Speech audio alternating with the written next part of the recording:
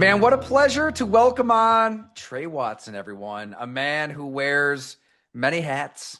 You probably have seen him on the socials. He played 2019 Miami Dolphins camp preseason, XFL, UFL, CFL. You've done it all. I mean, not many have the perspective of all the above. The co-host of the Hitman's Haven podcast with his dad, which is an excellent listen. Everybody out there, make sure you work that into the rotation. And of course, your brother is about to tear it up for the Green Bay Packers, Christian Watson. We're going to see him at Lambeau very, very soon, which is unbelievable when you consider the injury. I saw that flash across the timeline. I almost didn't believe it that he's already practicing. So, but Tre, man, great to have you here. How's life? A dad of two on top of it all. I don't know. I don't know how you do it. Yeah, hey, doing great, man. Enjoying being all over the place, doing a lot of different things. Hey, you can't stay tied down, right? Like around the game of football alone, there's so much to do, whether it's like you said on social media, doing the podcast thing. I'm trying to get the color commentating thing going. Got my first gig with ESPN. Really enjoyed that, right? And doing the high school football coaching on Fridays. And then like you said, yeah, dad mode. I'm a baseball coach now for T-ball. That's fun, right? Like getting to deal with 3 and 4 year olds is always fun, if you catch my drift. So, and enjoying life, enjoying staying busy, and just looking forward to what else is out there. I know. I didn't even include like a few of the busiest things you got going on. I did see you there on the ESPN broadcast. You're taking that on and coach. Where are you coaching high school ball? Yeah, so I coach at Jesuit High School here in Tampa. One of the top football programs in the Tampa area. Been doing really well for a really long time. Have a talented team this year and enjoying helping out there. And hey, who knows? Might add state champion to the accolades here soon. What aspect of coaching do you enjoy the most? I mean, it's the teaching part, man. And honestly, like I questioned whether or not I would enjoy doing it because, like, as a player, I wasn't the elite athlete guy like my brother is. I relied on knowing the game better than everyone else, and then playing it more tenaciously than everyone else, and combining those two, and then that with reasonable athleticism, that can outweigh a lot of the guys who are bigger, faster, stronger. And I didn't know if that same type of passion would come to fruition in coaching, and it did. Last year was my first year doing it, and like just naturally, man, like man, you still get goosebumps like before the game. They play the right songs. You get in that mode. You see it. You see a big hit. You see one of your guys do the things that it took like 6 months and they wouldn't do it at all, and then in the game they execute it right for the first time, and it comes together. That's a different feeling of pride that you have knowing that like you were an integral part of getting them from where they were to where they are now, and then how much further can they go. So coaching's a lot of fun. I really enjoy it. I mean, I don't know. I'm 38 and I feel like the peak of my life is high school football. The memories that you have playing Hmm. under the lights, they stick with you forever. I mean, I still have the nightmares of throwing an interception the game before states, like, and the good memories too. But you're able to like Hmm. mold these memories and play such an integral part in the lives of 16, 17, 18 year olds. I can't imagine how rewarding that is to give back to that degree. That's exactly what it is, right? And like I try to explain it to them all the time, and I hated when old guys would come back and be like, "Man, ain't nothing better than high school. Like you're gonna I know miss we it." all hated hearing Yeah, that back like in the day, but and it's true. I think some of them might maybe you hated it because they worded it poorly, or you found out that they weren't that good in high school, so like doesn't hold weight the same. But like man, at the end of the day, like high school is the last time where like you're truly doing it for the love of the game. Right? Like you got to go home and do homework after practice, and then you got to come back on Friday, and your girl's in the stands, your mom's in the stands, grandma, and if you get ran over, like that's it. You know what I mean? So, it's a different feeling. And then when you go off to college, and especially now with the money and everything like that, and definitely professionally, like the way the game is operated is different. So the fun, there's some other elements that factor in that maybe take away from some of that fun. High school, you don't have that issue, even now. Yeah. So I try to kind of reiterate that to them, it's a joy to coach. And you just want them to make the most of those memories while they have them, right? Because like you said, I remember the game that we lost my senior year, state semifinals, kind of same situation you were talking about, and the plays that I thought I could have made or some of my teammates didn't make, and to this day I can't stand them for it. And it's like we were 17, and it is what it is. But like, Yeah. man, you never get it back. You can never get it back. Man, what was your playing career really like, Trey? I can't imagine like just kind of being on the fringes, fighting like hell day to day for a job in the pros that summer and Brian Flores is your coach. I'd imagine that was an experience in itself. I've heard some of the horror stories, uh, Yeah. and probably maybe for the best. Like that was the tank for two a year, right? Like September was pretty rough from what I remember. Some blowouts early Yeah. on. It was a tough year, after I left. And there were a lot of circumstances that like I could go into, but we'd be here for hours and hours about like obviously because I didn't run fast and I wasn't like 6'8", I went undrafted, even though I performed well in college, and I go into a situation that I thought was going to play out a certain way if I did what I needed to do. And then you have people tell you, hey, you're doing the right things, you're checking the boxes. And then, come the end, you still end up on the outside looking in. And it's like, okay, well, were you lying? Did I not do what I needed to do? Did something come up along the way that you weren't, going to make privy to me? And that stuff happens, right? It's part of the game. Um, but like I have coaches who I worked with in Miami who have called me over the last couple of years and told me what happened and told me that I should have made the team and that things were wrong and they didn't have the power to handle it then that they do now and so on and so forth. And it's like, okay, well, as a man, right? Like that changed my life forever, obviously. Like I never got a chance to get back in the NFL. Could I have down the line? I ended up getting hurt in the CFL when I was really felt like I was playing my best ball as a professional. And so, lost an opportunity there. But like while you're in the NFL, you're there. It's right there in front of you. So to be told years after the fact that, hey, something that had nothing to do with you, which you thought potentially could have been the issue, stopped you from being what you had earned according to what the coaches said you needed to do to earn a spot on an NFL roster. Like, dang, like how do I sit with that now? So, um, but that's part of it, right? Like in life, if you grow up with a lot of money, you potentially can wiggle yourself out of some situations. In sports, when you're a high draft pick or you have these really unique raw traits, size, speed, freakish athleticism, one way or another, you get a longer leeway, right? Like you might be able to make some mistakes. Actually, you for sure can make mistakes that other guys, at the very first thought of a mistake, you'd be out of the door. We had a punter, another undrafted guy, for example, and I don't want to get too long-winded, but Go he's in ahead. Dallas. He's in Dallas with us, right? And we're all rookies. And it was going to be tough for him to make the team. There was a veteran punter who had been there. But either way, if you're in camp, you're in camp. Whether you're punting Yep. for Miami or you're punting for all the other teams in preseason games, you're there. Probably a week before the first game, he had one day in practice where he just could not catch the snap. Just couldn't catch it. Like 4 or 5 in a row. He was released before we were done showering after practice that day. Um, Woo. and that's it. Like I don't think he ever got a chance to punt in the NFL again or really anywhere. Um, and it may have not been in the cards for him, but like when it's like that, and then you hear the stories about big time players getting arrested, doing all these different things, fighting coaches, fighting teammates, all these stories we hear all the time, right? About what guys do, but there's $100 million attached to their name. There's a top 10, top 20 pick that's, whatever their name is, first round draft pick. It's just not the same. So it's a tough business to be in, and that's why anybody who makes it to any degree, like you earned that. And I'm not gonna say you didn't earn whatever it is you got. And Yeah. could there have been more for you? It's all situational. Every situation is so unique.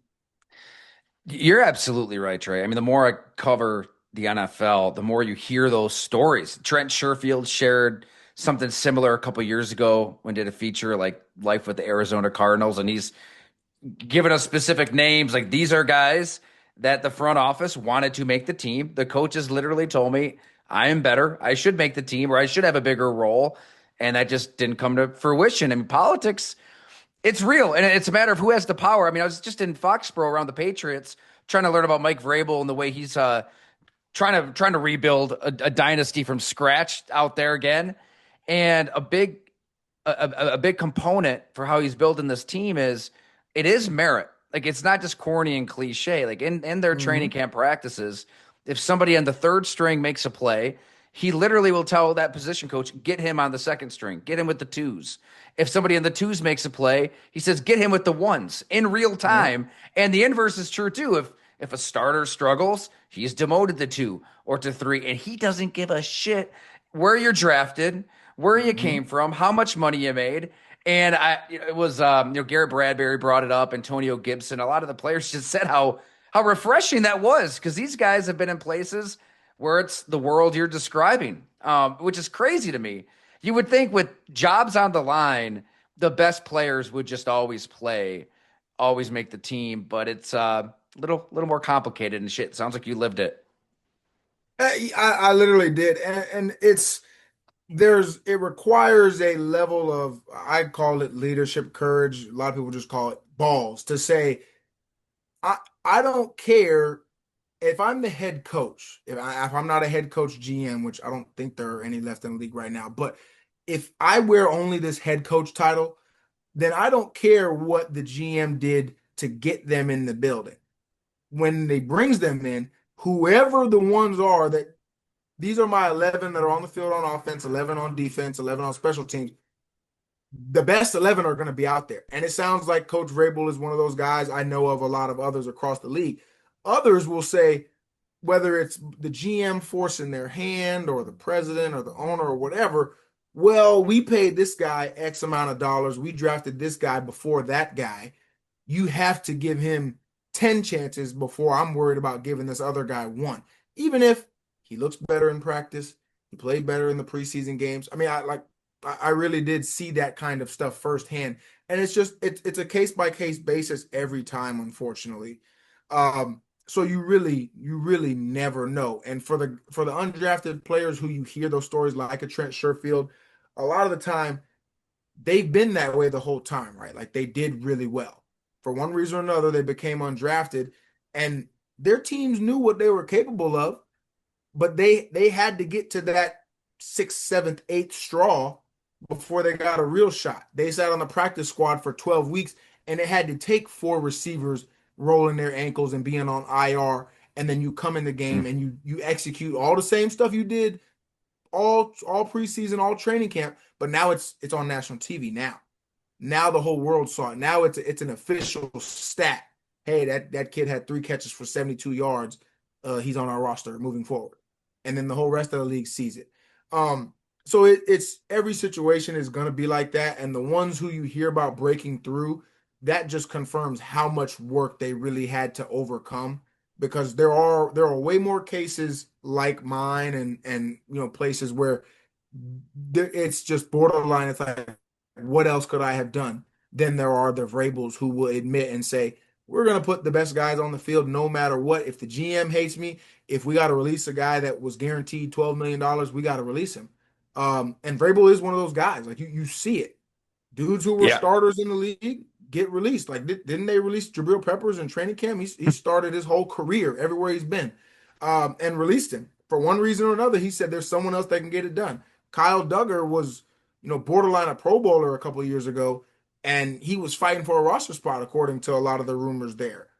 That lets you know that he doesn't care what you did when you got drafted or to get drafted. He doesn't care what you did last year. What are you doing for me now today that I can see with my own two eyes to make the best team right now? And it's working for New England. I'll tell you that. Like they look pretty good. Yeah. They're competitive. Yeah. So you'd think more people would do that than not, but it's not the case when so much money is involved. So you're watching the Packers closely for a million reasons. I mean, what do you see out of these guys a month into the season? Supremely talented, but like the jury is still out, right? Like the first two games, they looked like an all-world team. They cruised to 2 wins against what are going to be most likely two playoff teams. The Lions are as talented as anybody in the league if you just go player for player. Um, but like looked great in those two games. Cleveland game, I really don't know what to say. Like we've watched Cleveland before the Green Bay game, we've watched Cleveland after. They're horrible. Yes, they have a talented defense, but you just can't lose that game, and they did. And then Dallas, you play the worst ranked defense in the league, and you put up a fair amount of points, but you also give up the exact same amount. So Yeah. you can't be a top 10 defense playing like that.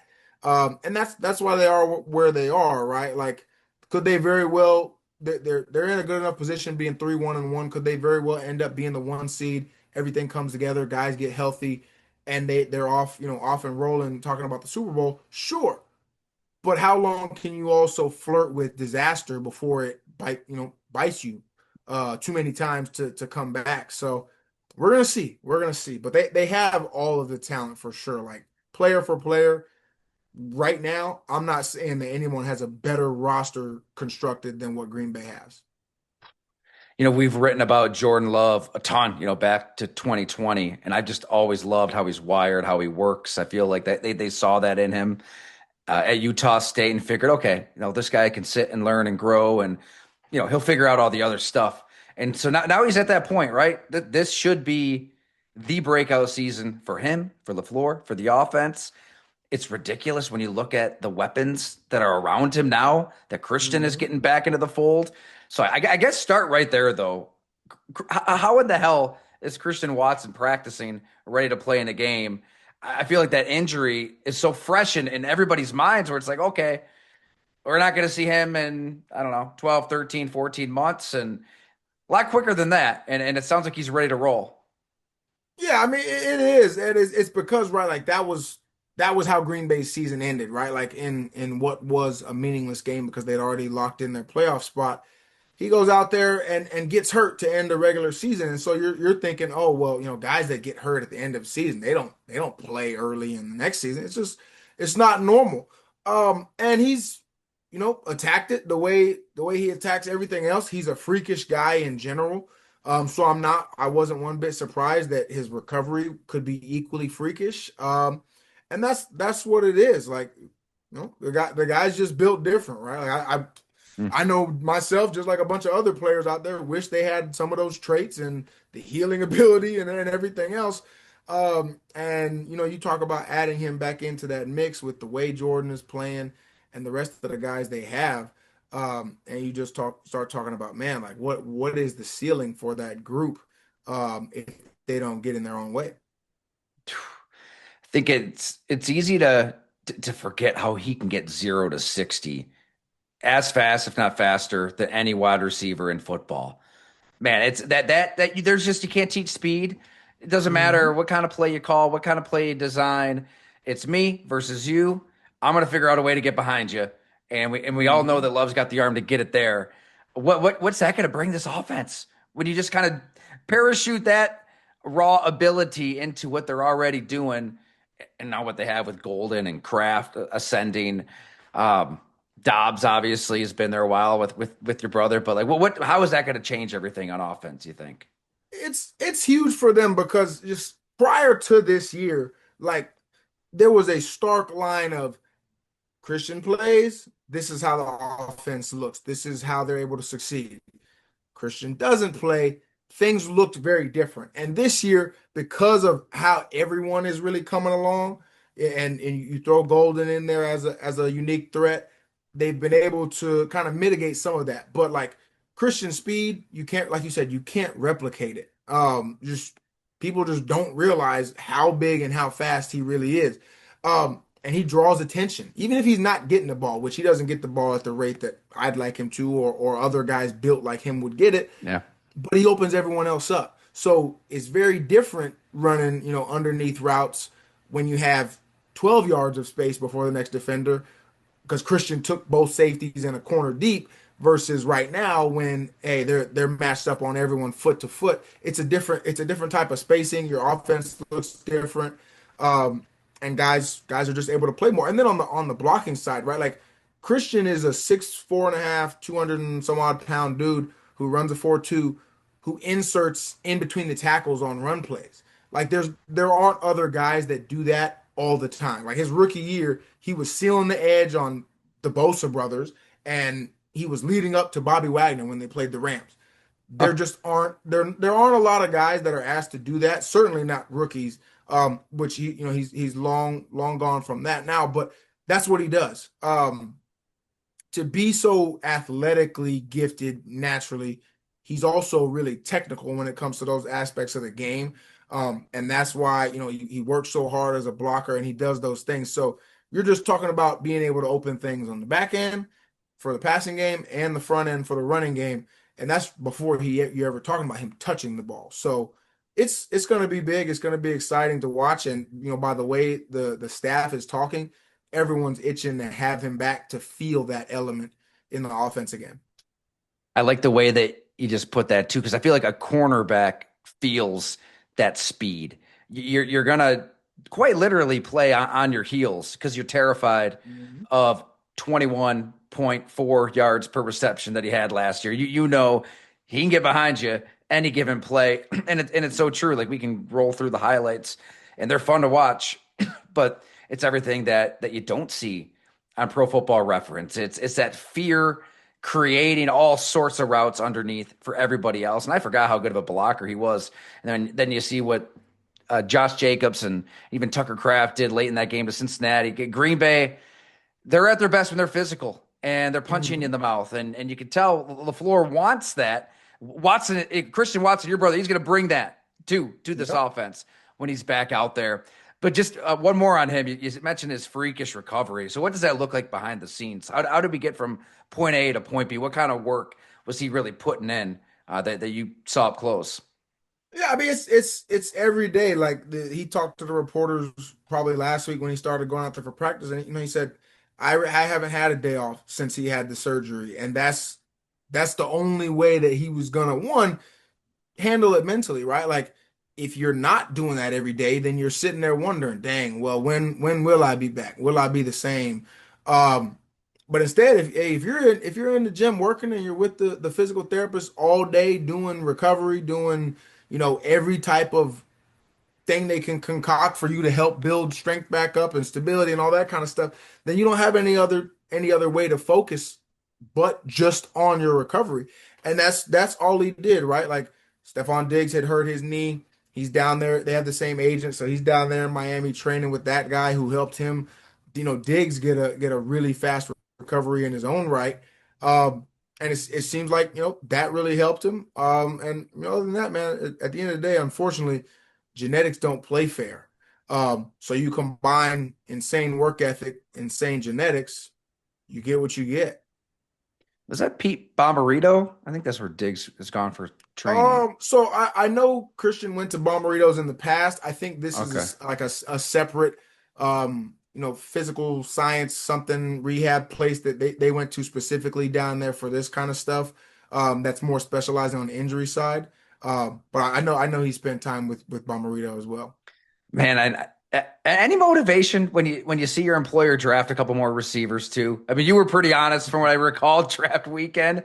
As a competitor, you see that go down. You're recovering, you're rehabbing, you're trying to get your ass back there as fast as you can. I don't know. I would think that would light a flame to some degree inside. I mean, it has to, right? And yeah, I can't speak for exactly how he felt, but I mean, your last impression of your third year in the league was going out there and trying to help your team and playing in a game you didn't play in, and you get hurt.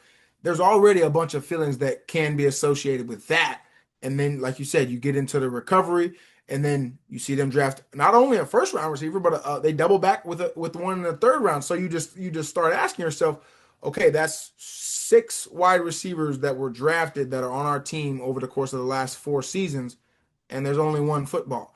And there's a Tucker Kraft, and there's a Josh Jacobs, and Luke Musgrave. Like, there's only one football to go around. So at the end of the day, you're just sitting there like, all right, well, if he's going to be a focal point of the offense, then I got to make sure I come back to at least retain what I had before, let alone trying to build his own role, which is what any top weapon wants to do, right? Like you want to continue to get more of a piece of that pie, because you feel like with the ball in your hands, the team is better off. That's what any offensive skill player has to think. Otherwise, why are you playing that position? And that's what he felt, and he's looking forward to his time to be able to go out and show it.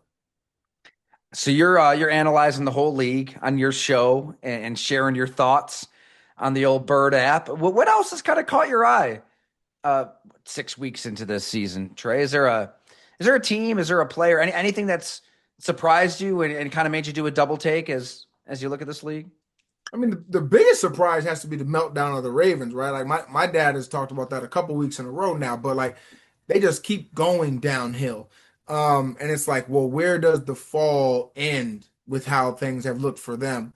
Around the rest of the league, right? Like everything has really stabilized. And I'd say the biggest difference this year to last year is there is no like one alpha team. There is no Kansas City Yeah. Chiefs of the last 4 to 5 years. The Eagles don't look like how they looked last year. Even the Bills don't. Um, but there are a lot of really strong teams that have strong components. We talked about the Patriots earlier. They have a pretty good balance. Drake May is really coming along. For like you go down the list, Green Bay is another one. Kansas City now has put together a couple solid weeks in a row. The Jags are competitive. The Colts, like teams that we haven't really thought about in the past, are legit. And then the Bucks, like every week another player gets hurt, and it seems like Baker just plays better and better. So you have a lot of parity across the league right now, which is good, right? Like all the games are entertaining. Even the Panthers are playing legit games now, and really doing what they want to do at times. Rico Dowdle looks great. Like it's not the same exact players that it's always been, and it's not the same teams, which really makes your watching experience as a fan more fun, because every game has something to be invested in and something that's gonna kind of catch you off guard. So you're down there in Tampa. What's it like? Are the locals? I think like seasons past. I remember going to a Buccaneers playoff game when they lost to the Redskins. Just we were in high school. Mhm. We went down as a family. My brother was a Bucks fan for some reason, and they lost. It was crushing, absolutely crushing loss. Chris Sims has been on the show. We joke about it. Like he was the quarterback for that team, and I don't know. I don't want to speak for all Bucks fans, but as we like left the stadium, it's not like everybody was that sad or Yeah. that depressed. It's like, okay, well, let's go to the beach. There's other stuff to do down here. Like from afar, watching the Bucks and Baker and all of these crazy last second wins, man, it feels like the fans, the locals are really getting into it. And maybe it's like Baker's attitude, the way like he plays with so much swag, confidence, cockiness. It's infectious even for the fan base. But is there a buzz down there where you're living?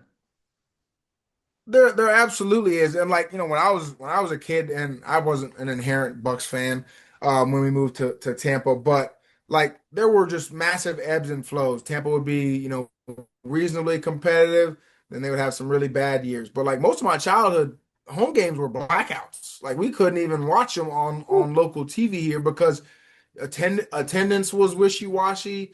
The fan interest just wasn't there. And, Tom comes over here and kind of ignites the fan base, and they go and win the Super Bowl, sticks around for a little bit after that. And then Baker kind of comes in, and really each year he's just up the ante even more. Um, and like you said, this year he's playing like a guy that you want to turn the game on when he's playing, because he's making some ridiculous play every week with new supporting cast, right? Like Bucky Irving's hurt, Mike Evans is hurt, Godwin came back and then he's back hurt, and then Ibuka is playing outstanding and then he gets hurt. But Baker's play is still continuing to elevate each and every week. So he's got everything buzzing around here without a doubt. And you can't not watch a Tampa game. Is he the best quarterback in the NFL right now? He's Your playing perspective? like it. He's playing like it. I think, there's definitely some guys around the league. Like Dak is playing really high level football. Doesn't necessarily have the greatest, team with their defense being the way they are, but he's playing really, really top-notch stuff. Sam Darnold is kind of continuing all that progress he had made in Minnesota. He looks really good.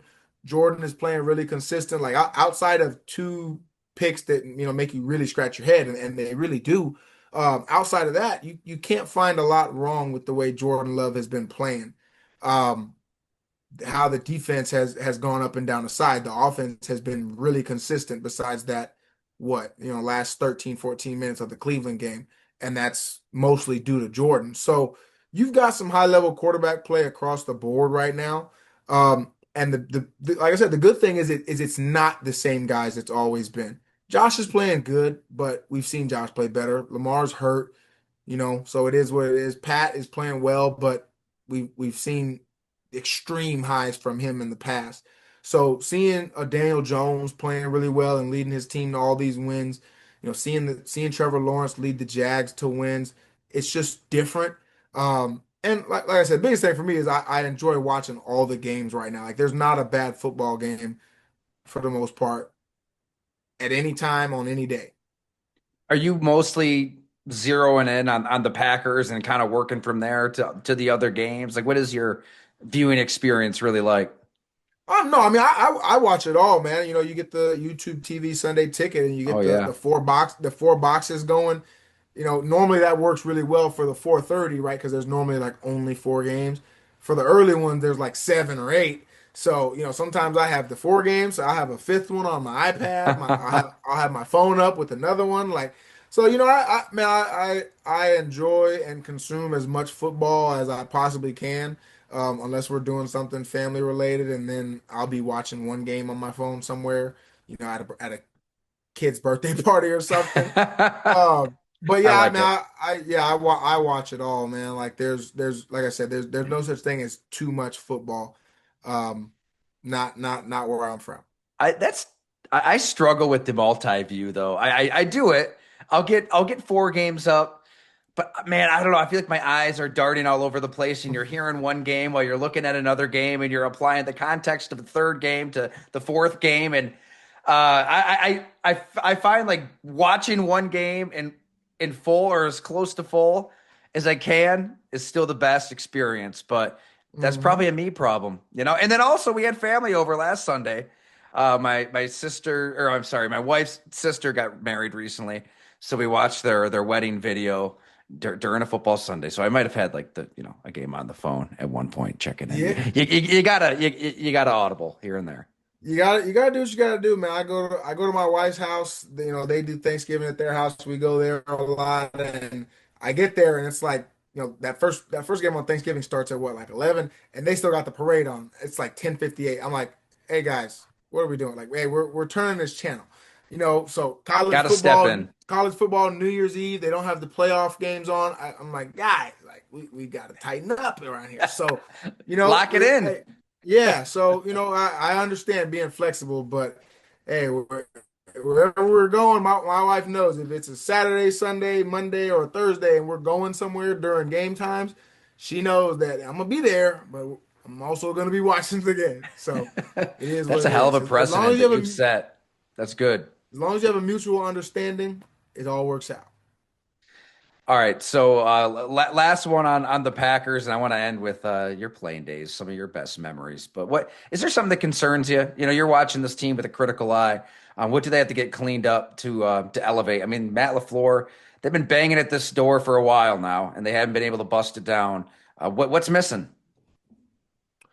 So the pass rush has to get going more consistently, and trust me, I see how they're holding Micah. And yeah, like you want those things to be called, but like you played the Bengals this week, and I think they had one sack by Lucas Van Ness. The Bengals offensive line has been giving up like 6, 7, 8 sacks a game, and they put Joe Flacco back there, who is a literal statue. So we have to get pressure on everybody, but particularly in games like those, and they weren't able to do so. So that has to get fixed, right? Like we watched the Super Bowl last year, dude. You couldn't go one or two plays without the Eagles lighting Patrick Mahomes up, and the Chiefs couldn't do anything with it. Being able to get pressure with four guys in the modern world of NFL football, like that's it. Yeah. That erases any exotic scheme, any super talented Jamar Chase, Justin Jefferson. I don't care who you have or what you want to do. if they're getting pressure with 4 and 2.5 seconds, there's not a whole lot you can do offensively. So we have to fix that. And then the next thing is just being able to assert dominance when you're on the precipice of it, right? Like the first 2 games, they dominated the game, and then the scores kind of got close for a little bit. They weren't close enough to have you, shaking in your boots, but they weren't dominant finishes. Like, just kind of stomp them out, right? Like put teams out of their misery. I don't care if you're playing the Lions and that happens, or if you're playing the Bengals. Like, if you get up 10-13 in the first half, by the end of the third, it needs to be 23-28. Yeah. Like, you know what I mean? Like put people in a position to where they don't even feel like there's a chance of coming back. And then that carries over week to week. Like that's an infectious type of mood, and it kind of starts from the coaching staff and trickles down. Like, you're not getting in the second half of a game and because we're up 10, we're gonna run the ball all the time, or we're gonna run, we're gonna settle for the checkdowns. Like, no, we're still gonna push the ball down the field when there are opportunities. We're still gonna be aggressive on defense, generating takeaways, and that's kind of another thing they got to do more is take the ball away. Because playing sound defense is great, but when you're able to generate turnovers, like, it literally multiplies your chances of winning a game. Just 1+1+2 turnover margin changes everything. Um, so that's really it for me. Like, if we can fix the pass rush and then we can really just get that killer instinct, I think you talk about a team that there's no one out there that you would say they can't beat on any given Sunday, even if they are missing 1 or 2 guys. Like, this team has enough depth. They have the right people with guys with tons of experience all across the board, but you have to be able to put people away when they open that door. And their talent is going to give them that opportunity more often than not. Man, that's so dead on. I'm thinking of that Niners divisional playoff game a couple years ago. Had a lead, had a chance to maybe bury the number one seed in their house. Mhm. Didn't do it. Let them hang around. 1, 2 mistakes, and you lose the game. Even the Dallas game in overtime, it just seemed like it was a little too passive in Yeah, OT, playing for a tie. Like, no, man, go for the win. Like, you've got the talent, you've got the quarterback, you've got the weapons. Bury them, right? yeah, Like, go just get it. have that. Yeah. All right. Give me your best UFL/XFL/CFL memory. Your playing days, Dre. Like, there's got to be 1 or 2. I don't know. Somebody you light up in a practice, a game, maybe some crazy story from the road. What did you take from those years once you left the NFL? Oh, I mean, there was a lot. There was a lot of fun moments, and I think, like, it was cool in 2023, right? Like, I played in the XFL in 2020 the first time, and we got cut off due to COVID right as things were really getting going.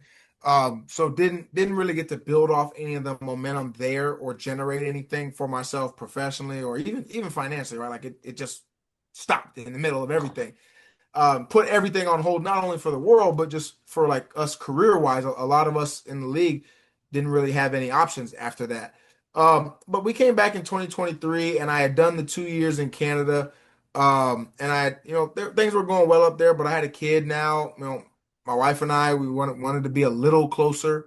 And I got the opportunity to play in St. Louis, and then that first home game in St. Louis, when we returned there, and it was 30 something thousand people. I was playing my old team in the Renegades with Coach Stoops leading that squad. And then I got a big interception in that game. Ball was tipped. One of my teammates thought he had a free pick, and I just saw the ball, so I jump out and catch it. And that place erupted. That's one of those moments that, like, it just sticks with you, man. Like, you only get so many opportunities in general to play this game. But when you get, moments like that where the crowd is just going crazy, like, once you leave the NFL, the crowds aren't necessarily going to be there. You see the UFL now struggling with attendance in a lot of the places. Even in Canada, the attendance goes up and down. Winnipeg, they do really well. Sask, they do pretty good. Other than that, it's pretty wishy-washy. Um, but that first game back in St. Louis, man, that one sticks with me. It was a ton of fun. Like I said, got to make a big play early on in that game, and then we ended up winning. So those are the kind of moments that stick with you, dude. Because no matter what level you're playing at, like, all you want is those kind of moments. Those little kid dreaming of, oh, I'm gonna make the big play, right? Like, oh, they're gonna throw it and I'm gonna catch it in the corner end zone. I'm gonna get my feet down. Like those are the kind of plays you look for. So when I was able to get that one in that big moment, all those people in there and in a dome, the sound is just crazy. 30,000 sounds like 80 when it's Yeah. echoing and coming right back to you. So that one was special. I had a really good time with that, and that ended up being my last season playing football. So kind of hold on to everything from that year just a little bit closer because had a feeling it might happen, like that might be it. So you go into each game like, okay, well, I want to enjoy it a little bit more. I want to let this moment sink in just a little bit, right? We talked earlier about high school. You don't really know how to do that yet. But when you're bouncing around these leagues and you have injuries and stuff, you're able to kind of process that information. Um, and I tried to do my best to not take it for granted, especially that last season. They're just dying for football too. I mean, when they had the Yeah. Rams just stolen from them, I just remember Yeah. that the scene from afar watching on TV. You could tell it was like St. Louis had one environment, one atmosphere, one football, and the rest of the XFL, then UFL, it was like another. You're just trying to give tickets away. So, I mean, hey, if you're going to Mhm. go out, that's a hell Yeah. of a way to go out, making a big play in front of fans that want you in there, want something to Hmm. cheer for. Well, hey, this was awesome. I can't thank you enough, Tre Watson, for hanging out with us. Everybody, do yourself a favor. Make sure you download the Hitman's Haven podcast. You'll get some awesome perspective on, no, not just Green Bay, but the entire NFL. You and your dad do a fantastic job. And you're welcome on the Go Along Pod anytime. Maybe when Christian comes back, he's tearing it up. We'll have to make it happen. I think that he's everything this offense needs. And how easily we forget some of those plays like, Seattle comes to mind. It'll be Hmm. dynamite to see him out there. So, hey, thanks for your perspective. This was great. Absolutely, man. I appreciate it.